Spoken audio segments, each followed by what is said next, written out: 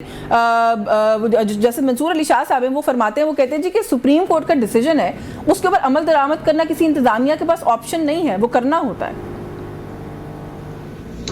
देखिए, बात ये सबसे पहले तो ये जो तकरीरों का मामला है और इस तरह स्टेटमेंट्स देना स्पीचेस के अंदर कि क्या होना चाहिए, ये तो जो है जो जजेस हैं, जो जस्टिसेस हैं, ऑनरेबल हैं और उनके फैसले बोलने चाहिए और वहाँ से जो है चीज़ें चलनी चाहिए। लेकिन देखें, बड़ी सिंपल बात है, मैंने पहले भी इसका जिक्र किया कि जो सुप्रीम कोर्ट है वो भी कानून और आइन के ताबे है, वो it is not beyond constitution and law. अगर उनका ऐसा फैसला आता है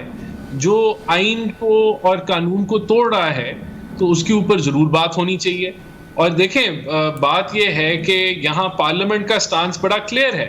पार्लियामेंट ने जो अमेंडमेंट्स की हैं वो कोई नई अमेंडमेंट्स नहीं पेश की गई, वो वही पुराना कानून है इलेक्शन एक्ट का, उसको इनविगोरेट किया गया है या रीइंफोर्स किया गया है और हाईलाइट किया गया है बोल्ड के अंदर कि ये कानून पहले भी था और आज भी ये आइन और कानून ये है और उसके मुताबिक चीजें चलनी चाहिए। अब जब आप रीराइट करते हैं आइन को, जिस तरह 63A को की रीराइट इंटरप्रिटेशन में रीराइटिंग की गई, तो तब फिर मुल्क में पॉलिटिकल बहरान जो है वो बढ़ता है। हुकूमत गई, आई, गिरी, जो पंजाब का हाल हुआ उस वक्त और जो लॉस हुआ इस मुल्क को, कौम को। सर, ये आप लोग एलिगेशन लगाते हैं और बड़ी संगीन एलिगेशन है। आप ये कह रहे हैं कि इस मुल्क की आला अदलिया के 11 मुअज़्ज़िज़ जज साहिबान जो है उन्होंने गैर आइनी कोई काम भी किया और आइन को रीराइट करने की कोशिश भी की है। देखें, ये तो कोई ऐसा इल्जाम मैं नहीं लगा रहा, मैं तो बड़ी एक उनकी जो डिसीजन है उससे डिसएग्री कर रहा हूँ on the basis of logic,